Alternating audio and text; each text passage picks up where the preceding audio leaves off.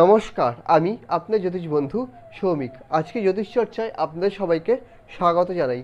আজকে বিষয় নিয়ে আলোচনা করব, সেটা হলো মীন রাশির জাতক জাতিকারা কী কী ফল প্রাপ্ত করতে পারবেন এই ডিসেম্বর 2024-এ, সেই বিষয় নিয়ে ডিটেলে আজকে এই ভিডিওতে আলোচনা করব। তো এবার আলোচনায় আসা যাক। প্রথমে বলি, মীন হলো বৃহস্পতির একটি রাশি। আপনাদের রাশির দ্বাদশে শনি অবস্থান করে আছে, অর্থাৎ শনির 7.5 এই মুহূর্তে মীন রাশিতে চলছে। তো স্বাস্থ্যের বিষয়ে যদি আসা যায়, প্রথমে বলবো স্বাস্থ্য কিন্তু খুব একটা কিন্তু ভালো যাওয়ার কিন্তু সম্ভাবনা কিন্তু দেখছি না। মাঝে মাঝে কিন্তু একটু রোগ হওয়ার কিন্তু সম্ভাবনা আছে। তো স্বাস্থ্যের বিষয়ে কিন্তু সচেতনতা অবলম্বন করবার কিন্তু দরকার আছে। আবার এই মুহূর্তে রাশিতে রাহু অবস্থান করছে, অর্থাৎ রাহু কিন্তু বুদ্ধির ক্ষেত্রে কিন্তু খুব ভালো ফল দেয়। অর্থাৎ ধরুন এরকম অনেক সিচুয়েশন আছে যেখানে বুদ্ধির অ্যাপ্লাই করবার দরকার হতেই পারে, যে আপনি সেই অ্যাপ্লিকেশানটা ঠিকঠাক করে করতে পারলেন। তৃতীয় বসে আছে বৃহস্পতি। বৃহস্পতি কিন্তু পরিশ্রম করবার ক্ষমতা কিন্তু বৃদ্ধি করাবে। আপনাদের রাশির অধিপতি বৃহস্পতি তৃতীয়, কী বললাম, পরিশ্রম করবার ক্ষমতা কিন্তু বৃদ্ধি করাবে।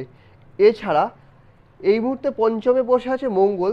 তো যারা উচ্চবিদ্যার প্রাপ্ত করছে, উচ্চবিদ্যার যোগটা কিন্তু এই মাসে কিন্তু তেমন একটা কিন্তু শুভ কিন্তু দেখতে পাচ্ছি না। বুধ অবস্থান করে আছে এই মুহূর্তে, অবস্থান করে আছে আপনার নবম স্থানে। তো যারা প্রাথমিক বিদ্যা অর্জন করছেন তাদের এই সময়টা কিন্তু শুভ। প্রাথমিক বিদ্যার ক্ষেত্রে আমি তেমন একটা কিন্তু সমস্যা কিন্তু দেখতে পাচ্ছি না। রবি অষ্টমে অবস্থান করে আছে, অর্থাৎ মাসের ফার্স্ট হাফে কিন্তু ইমিউনিটিজনিত সমস্যা কিন্তু আসতে পারে, অর্থাৎ জ্বর, সর্দি, কাশি এই ধরনের সমস্যাগুলো কিন্তু আসতে পারে। দেখবেন সেটা যাতে না আসে। এরপরে যে বিষয়টা আলোচনা করব সেটা হলো সাংসারিক জীবন। এই মুহূর্তে সপ্তম ঘরে অবস্থান করে আছে কেতু, অর্থাৎ মিসআন্ডারস্ট্যান্ডিং, মিসকমিউনিকেশন হওয়ার কিন্তু সম্ভাবনা আছে স্বামী স্ত্রীর ভেতরে। তো দেখবেন সেগুলো যাতে না হয়, যাতে ঝগড়াটি যাতে কোনো বিষয়ে নিয়ে যাতে না হয়, সেটা ছোট বিষয় হোক বা বড় বিষয় হোক, সেটা থেকে কিন্তু একটু সাবধানতা কিন্তু অবলম্বন করবেন। এরপর আসি যারা চাকরি করছেন, চাকরির সময়টা কিন্তু এই মাসে কিন্তু বেশ শুভ। চাকরির ক্ষেত্রে আমি তেমন কোনো অসুবিধার যোগ কিন্তু দেখতে পাচ্ছি না। তবে হ্যাঁ, জন্মছকে শনির প্লেসমেন্টটা কিন্তু গুরুত্বপূর্ণ, নাহলে কিন্তু হতেই পারে যে আপনার স্ট্রেস গেল, কর্মক্ষেত্রে অনেক মানে ধকল গেল, যে কর্মক্ষেত্রে যতটা উন্নতি করবার দরকার ততটা আপনি উন্নতি করতে পারছেন না। তো সেটা কিন্তু সম্ভাবনা কিন্তু রয়েছে।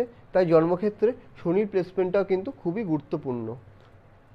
এরপর আসি যারা ব্যবসা করছে, ব্যবসার যোগ কিন্তু এই মাসে কিন্তু মোটামুটি বলবো না যে খুব একটা ভালো যোগ। তার কারণ এই মুহূর্তে সপ্তমে কেতু অবস্থান করে আছে। যদিও সপ্তম ঘরের অধিপতি বুধের অবস্থানটা ভালো, তো সব মিলিয়ে বলবো মোটামুটি, বলবো যে খুব একটা ভালো বা বলবো না যে খুব একটা খারাপ। মানুষ চায় অর্থ জমাতে, তার কারণ এই অর্থই কিন্তু মানুষের কিন্তু বিপদে দিয়ে কিন্তু কাজে লাগে। অর্থের ঘরে অধিপতি মঙ্গল নিচস্থ অবস্থান করে, যেটা কিন্তু খুব একটা কিন্তু শুভ নয়। তাই চেষ্টা করবেন যে যতটা চেষ্টা করবেন যে খরচাগুলো করবার দরকার সেই খরচাগুলো করবার। অতিরিক্ত ব্যয় কিন্তু আপনারা কিন্তু দেখবেন যাতে না হয়। আর বললাম যে দ্বাদশে শনি বসে আছে, তো ব্যয়টা এই মুহূর্তে সংকোচন করবার বা কমানোর কিন্তু এই মুহূর্তে কিন্তু দরকার আছে। পিতার সাথে সম্পর্ক কিন্তু মাসের প্রথম 15 দিনে কিন্তু ভালো তেমন থাকবে না, কিন্তু মাসের শেষ 15 দিনে কিন্তু ভালো থাকবার কিন্তু বিশেষ সম্ভাবনা রয়েছে। এরপর যে বিষয় নিয়ে আলোচনা করব সেটা হলো ভাগ্য। ভাগ্যের আপনি কতটা স্বাদ পেতে পারেন।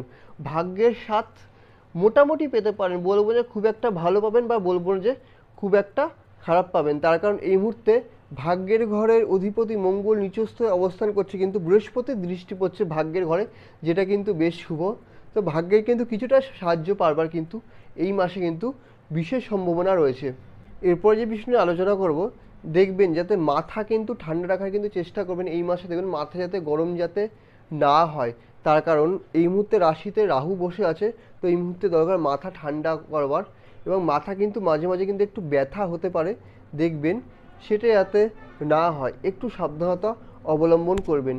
বৃহস্পতির অবস্থান এটা কিন্তু বেশ শুভ, অর্থাৎ আপনার ছোট ভাইয়ের সাথে যদি সম্পর্ক খারাপ থেকে থাকে তাহলে হতেই পারে যে সম্পর্কের উন্নতি হলো। তো ভিডিওটা কেমন লাগলো জানান, ভালো লাগলে চ্যানেলটা সাবস্ক্রাইব করুন, ভিডিওটা লাইক করুন এবং শেয়ার করুন। আরেকটা বিষয় বলি, জন্মছক ভেদে ফলের পার্থক্য কিন্তু ঘটতেই পারে, তার কারণ সবার জন্মছক তার তো সমান হয় না। ভিডিও দেখার জন্য ধন্যবাদ।